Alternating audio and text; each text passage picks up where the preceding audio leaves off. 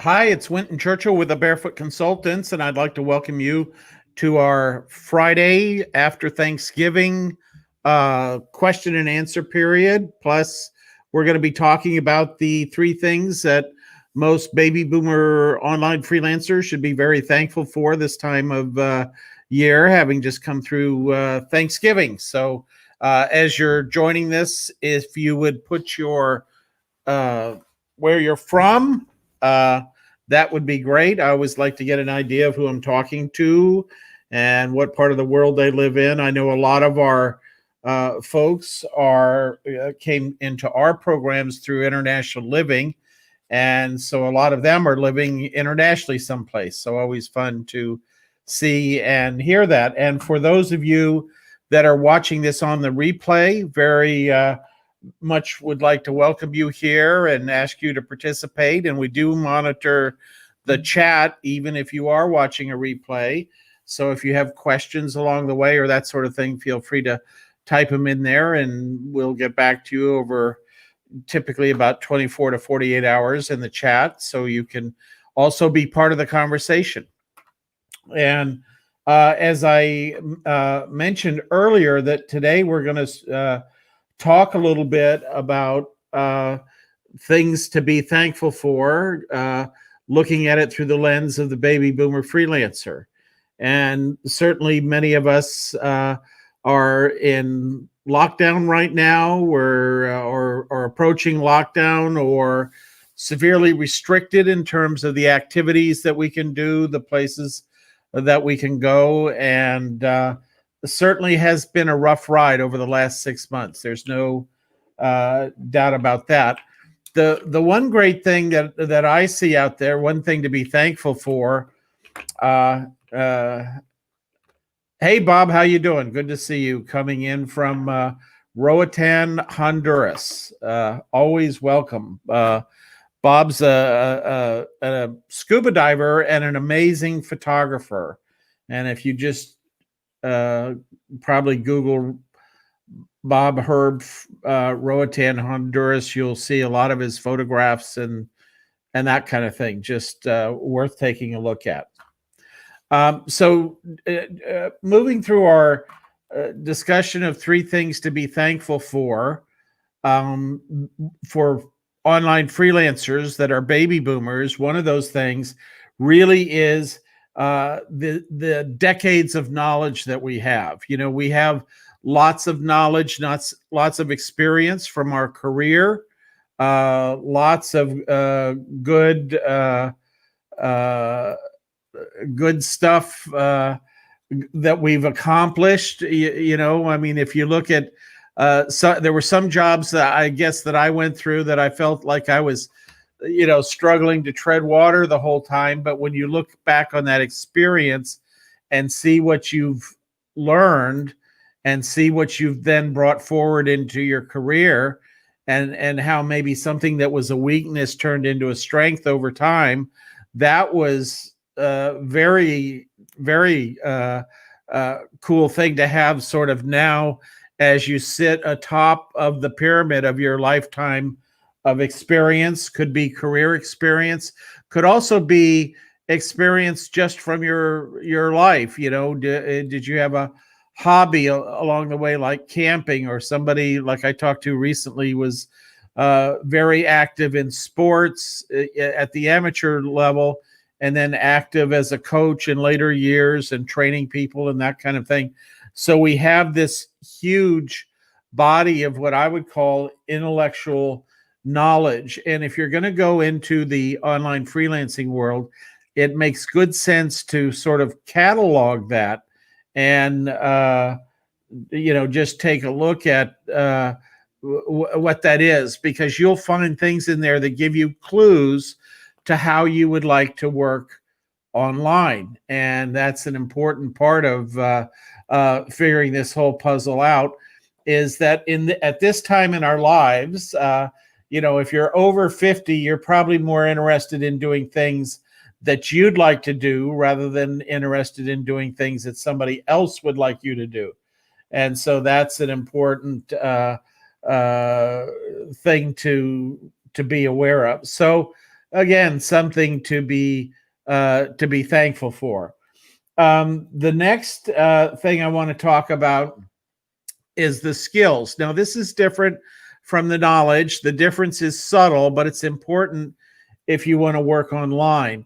Is the skills are the things you know how to do. And this is where most baby boomers mess up when they go on line, is they think in terms of their occupation. They don't break it down into skills. And for most of us over the last 20 or 30 years, we use the products from a company called Microsoft, and their office tools are the ones we use the most. We may have used Microsoft Outlook to communicate with people, and through that tool, we did customer service. That would be a very popular thing that we did one way or another. We may have been of service to internal customers. We may have been of customer service for external customers. There's all kinds of customer service that many of us did throughout our careers. And then as we go down the line, a lot of us, wrote proposals in tools like Microsoft Word, maybe wrote reports about different situations, accident reports, problem reports, that kind of thing, wrote sales letters, wrote all kinds of different kinds of information. And it's that kind of work that and those skills that you really want to get in touch with, because you don't just run into a project network and say, I'm here and I was doing XYZ job in this other company that I just retired from, and I want to do XYZ job here. That rarely happens. What they want to do is they want to audition you. There's actually an interview process that people go through when they hire online freelancers. They give them a little tiny job to see if they really understand what they're doing. It could be write an article. It could be proofread an article. It could be make a little PowerPoint presentation. It could be answer some customer service questions the way you would answer those, that kind of thing. That's an area to look at for your skill set. So if you ever used Microsoft Outlook, Microsoft Word, then we get into presentations. God, I remember when presentations came along in the 90s, I guess. I used to do a lot of presentations the old way with the 3M film that you would actually put letters on and create presentations and just have the overhead projector and turn slides. It was just a real interesting, laborious way to do it. And the best you could do without going to a lot of extra effort was do black and white slides. And then, of course, things like PowerPoint came along and another number of other products. But PowerPoint survived as the go-to presentation tool. And if you know how to make presentations, put together presentations, and for many of you that worked in corporate America, that was a big part of your life and your day. That's a skill that's very valuable. The question is, could you sit down with somebody who might be in a business different from yours and help them organize 5 or 10 slides into a PowerPoint presentation? So yes, that is the key to that. So as we go down the trail of Microsoft Office tools, then you get to Excel. Not everybody uses Excel. That's the one that does mathematics. And so you would have a mathematic sort of job. You could be in sales, and you could be sort of costing out things that you were selling to clients, but then you also could be in finance or manufacturing, or a million different areas to use spreadsheets. In fact, I'm so old that I remember the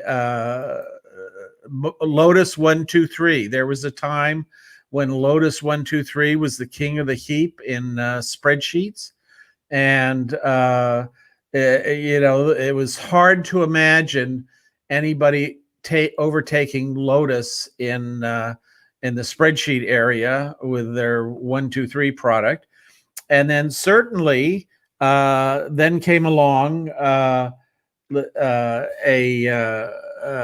an upstart really at Microsoft Excel. And I remember when that first came out, it didn't have a lot of things that Lotus had in it, but they had the resources of Microsoft and just kept chipping away. And after about 3 or 4 years, they were sort of on par with Lotus.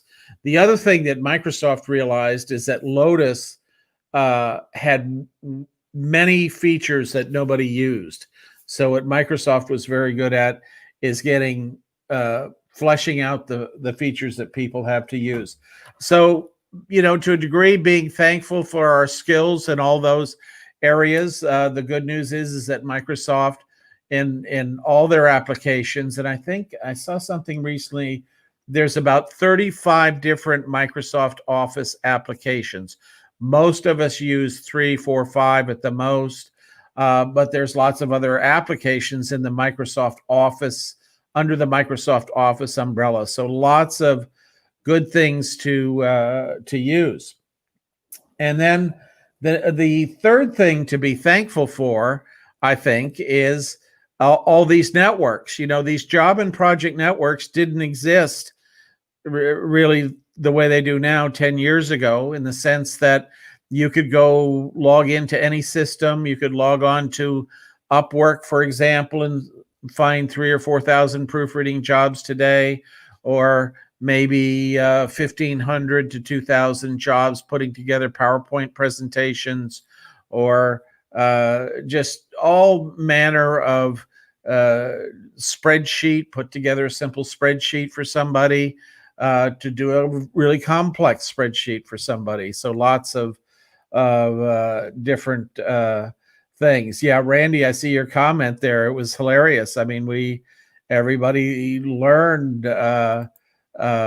Lotus 123, and there were training programs on Lotus 123, and it was kind of the tool to use. And actually, before Lotus 123, there was a product called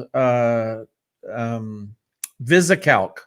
That was kind of the breakthrough product on the Apple for Business. When I was working at Apple and I joined their national accounts team, that's what we were selling. We were selling Apple IIs with VisiCalc on them, and that was probably the most popular thing that people were buying from Apple. A lot of people don't realize back in the early 80s when I joined Apple that Apple was primarily an educational company. So a lot of the software that was out there was educational. It wasn't, it wasn't, Apple was not at all viewed as a business product. And that's, in fact, why they hired myself and, a couple dozen other people initially to help build out this business aspect to Apple, because that's where they saw their future. And this was, I guess, going back to probably 1982, something like that. So way back. And yes, Greg, we're on November 27th, and we're live at 1:15 Eastern time. So you've got the live version here. So we're happening right now. So those are the three things to be grateful for about working online. These freelance networks give us the ability, even though maybe our companies won't let us back into the building because we're over 50. That's going on a lot. I hear that from a lot of people, that they're not working as a freelancer yet, but they are working as an employee, and they can't get back into the building. They're only letting people under 50 back into the building. Has anybody on the line experienced that? If you have any experience with that, I'd appreciate a post in the comments. We're trying to figure out a way that we can take phone calls during this session, and not sure that that is available through Microsoft Live, but it is something that we're looking into, and hope to have, if it's available or something we can put together, hope to get that over the next few weeks, something that we might do between now and Christmas. So looking forward to that.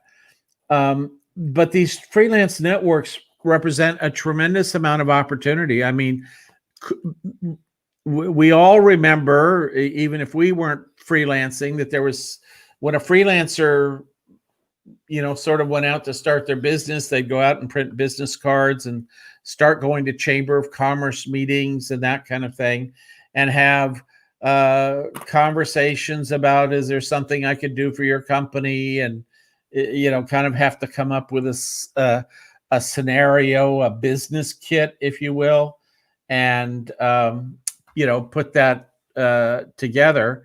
And, the odds weren't in your favor. The great thing about today is these global networks, you're bidding on jobs. The estimate is that there's 500,000 assignments on all the freelance networks every day. And so you have lots of things to pick from, and lots of new things to learn, and lots of things to help you get where you're going there that you didn't have. You don't have to leave your house, which is a good thing, because now they're saying don't leave your house. And, that's a really frustrating place to be. And I know lots of people that come through our programs talk about this on some of our calls, is how frustrating it would be if they didn't have freelancing, if they just had to sit at home and sort of struggle through and figure things out. So, what I'd like to do is turn the tables a little bit and hit on things that you're thankful for at this point in time. Sort of in keeping with our theme of working online and that sort of thing, but not necessarily completely. And while we're doing that, if you're so moved, I'd appreciate it if you'd hit the like button there on Facebook, and that will help Facebook share this message with other folks. Other people will see it, because I every day talk to people who had no idea this world of freelancing existed.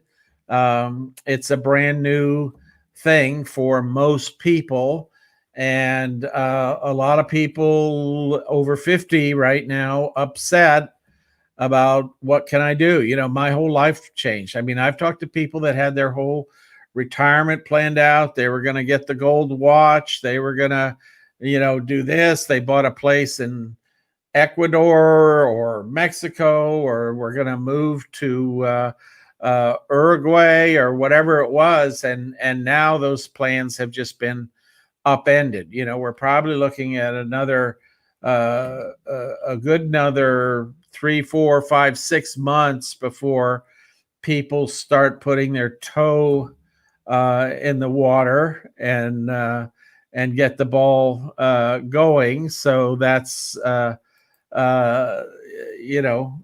that's one thing. And it's interesting, most of us, I mean, what's the number? People travel. And I travel a lot more than most people. I went around the world twice last year. I think I added it up as about 12 or 13 countries I was in. And to go from that and just stop, it's crazy. Travel is fun. And especially when you're a baby boomer and you have the ability to kind of travel on your own schedule and go see some of the things that you've never seen before. It's just amazing. I mean, this picture behind me I took in Panama in January of this year, and was down there for an international living conference, and then I always try to stay over a little bit and see what's going on, and did that and enjoyed it. And and the next event was supposed to be in March, and the one after that was supposed to be in May, and I was looking forward to a fun year of travel. Was going to go to Portugal and all of that, was going to make another trip to the United States, and boom, all that went away. And not so much went away, but shifted to virtual and online, and that sort of thing.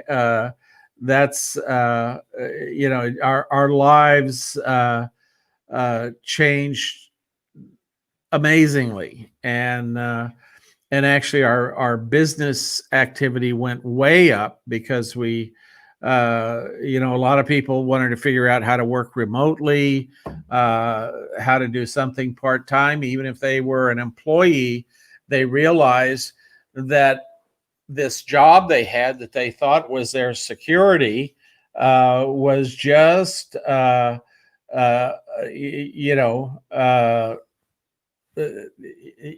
were a few days or a few weeks or whatever away from not having the security of that job. And I think we all, when we go through something like this, realize that. I mean, in comparison, over the years, I've kind of gotten more interested in Winston Churchill and understanding what he did through World War II and that kind of thing, and realize how much this particular event is very similar in some ways, of course, different in others. This is not what you would call a hot war in the sense that, countries are trying to bomb each other out of existence, but it is a psychological war, and it's a war, sort of against fear. And there's a lot of fearful things out there right now. There's a lot of reasons to be cautious. And so that would be, something to, you want to pay attention to, and you want to figure out a way to make your living, if that's important to you, or earn enough money to supplement your income. Or a lot of people that are in our programs are in there just because they want to keep their brain active. They want to stay plugged in to what's going on in the world. They want to be of service to another person. Even though you're getting paid, there's something nice about being of service to other folks. And that's what this represents, is the ability to be of service, from right where you are at your kitchen table or your home office, like I've built up. And it's funny how I was just looking at a thing that talked about how home offices have changed over the years. I remember when I was at Spinnaker Software, gosh, what was that? That would have been in the late 80s. This idea of the home office became a thing. There was magazines that came out on how to set up your home office, and all kind of advertising about products that were best suited for home office use, and copy machines and scanners and all the different things and software. And now it's turned out that pretty much everybody has a home office, and it's completely different because a lot of those different capabilities have been folded into computers or iPhones or what have you. So we're seeing a lot of that. And with a change like this, there's a lot of emphasis now on having video and making sure you've got a good lighting and clearly exposed, and all those kinds of things make it a difference. We're human beings, and we're used to looking into people's faces and figuring things out. Is this a trustworthy person? Are they telling me the truth? All those kind of things happen because people can see your face and hear your voice and that sort of thing. And it's just the way all that goes on is so much different today. We got a lot of difference today, and will for some time. And of course, it's not going to be like flipping a switch. I mean, I'm imagining that at least 6 months down the road. A vaccine will be widely available. Products to counteract the virus will be widely available. I remember when the what was it, the H1N1 virus came along, and Tamiflu was the cure for that. And if you took it fast enough, it would stop all these virus cells from replicating. That's really the key with a virus, and that's also the key to stopping this thing. And for a decade, I traveled with Tamiflu in my travel kit, and fortunately I never had to use it, never got the flu. It expired after, I want to say, probably 5 years. And I bought it again after expired, just to have it for safety reasons, but then it expired again and I didn't replace it. Now some of these drugs, as you travel around, you want to have them, maybe in some cases, for some people, a better solution than getting the vaccine. And so we've got a lot to look forward to in that regard, but can see a point, 6 months down the road that we'll start getting back to travel. They say it might take a couple years after people feel comfortable traveling, for travel to come back to the levels it was. And what I see that as is a great opportunity to go to some of the places that I didn't visit. I didn't visit Rome because of the crowds, and you're in this period of time, you'll be less likely to see the crowds once things get going. So lots of good travel and fun to look forward to those who are willing to get out there early. And so where's the place that you would like to go? Put it in the chat area. If you're when you're able to comfortably travel again, what's the first place you're going to go to? So let's see what we got there. Pop that into the chat window. Looking for that first place you're going to go. I haven't decided on mine. I have a daughter that lives in Shanghai, and that might be one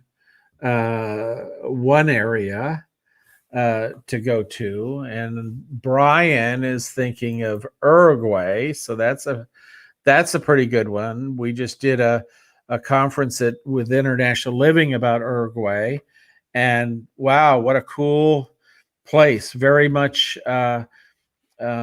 European, cosmopolitan, all those things. Reminds me a little bit of San Miguel de Allende in Mexico as well. Very similar. And Greg's going to go to Panama. Panama is a neat area. It's the most popular retirement destination now of people in the United States and Canada. So, and I see Brian's thinking about Uruguay. That's good. Yeah, I have not been there. Would love to go down there. Have a couple friends that live there and just love it. And it's a little bit far. It's I think it's about a 9-hour trip from the United States. It's a little shorter. You get about a 2-hour jump on the plane ride if you're leaving from Mexico, where I spend most of my time. And so that's one of the ones next on the list. The International Living Conference Series was planning to go to Portugal when all this happened. And Portugal is another area I haven't been to. I've been to Spain, but I have not been to Portugal, and would be looking forward to spending some time there, especially along coastal Portugal. That's the kind of area, I guess you might say, that appeals to me.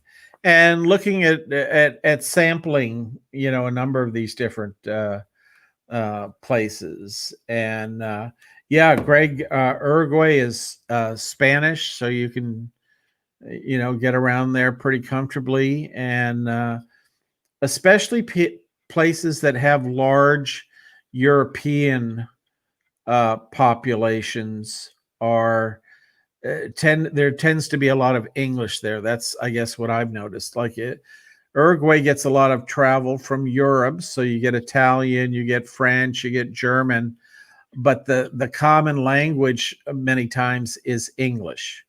And so that's and Greg's noting that, yeah, Portugal is very chilly this time of year. Just before this call started, I was talking with somebody that was in Portugal by the ocean, and they were saying how cold it's gotten just over the last week. And so that's interesting. Yeah, and I spent a little time in Australia.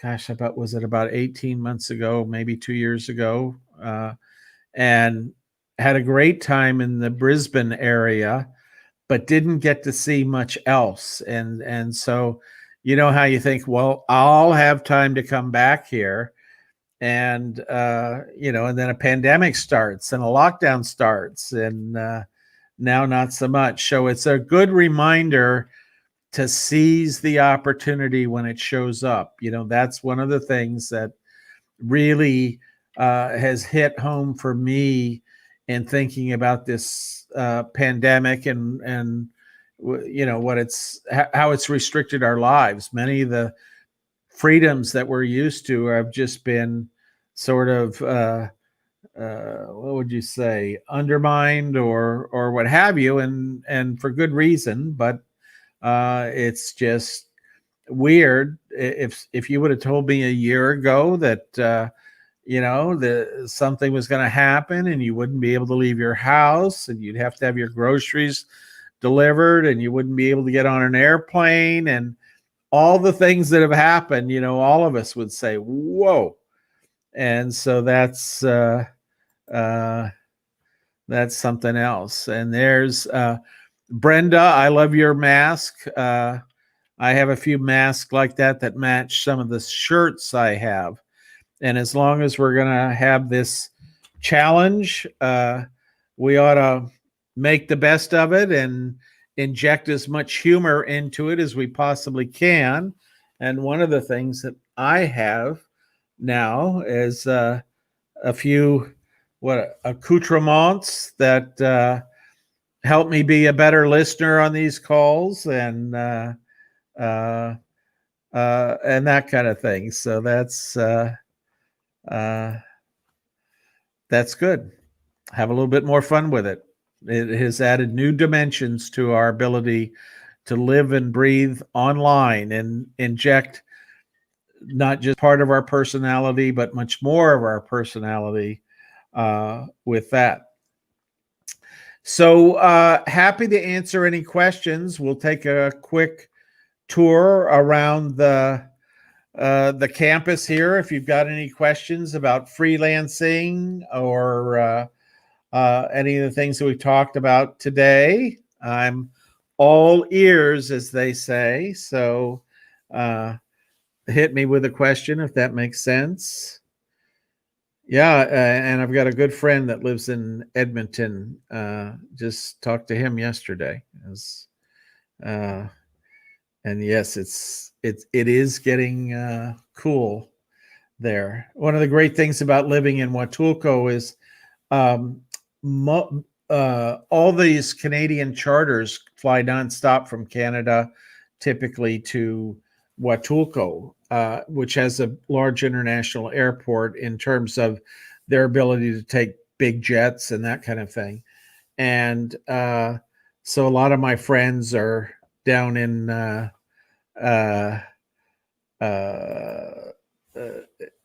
Huatulco are Canadians, and so we get the Canadian perspective. And I'm even talking to a number of them and chatting through Facebook and that kind of thing, who won't be coming down this year because of what's going on. Although we're starting to see in Huatulco, some things are actually opening up. It's like everything else. It's hard to tell what's really going on. You hear anecdotal stories of people flying in places easily and getting around, and then you hear other things not so encouraging. But sounds like Huatulco is opening up. Huatulco is a great place to do social distancing because so many of the restaurants already had an outside restaurant area and that kind of thing. So that's been very good down there. All righty. Well, thanks for joining us for this special Thanksgiving edition.